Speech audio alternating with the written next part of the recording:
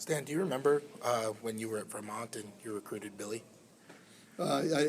Yes, I do. I remember seeing him play in high school, on a very good team with very good players, and yeah, I do. And What was he like back then? I only know Billy now.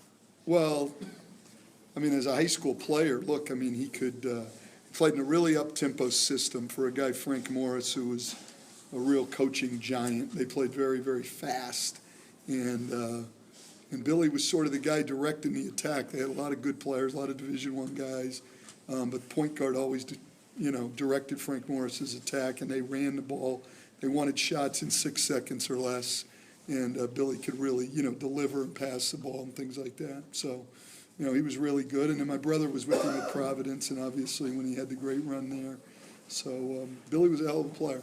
Maybe it was way premature back then, but could you see any coaching traits in him back Oh when my he was God, that I young? was a high school kid and I was barely out. I was my first year out of college. Shit, I was lucky that I could just see the game. So, I don't think I was thinking that far down the road. I think, probably by the time my brother was with him at Providence, he could probably see some of those traits. But back then, even if those traits were there, Frank Morris could comment on them.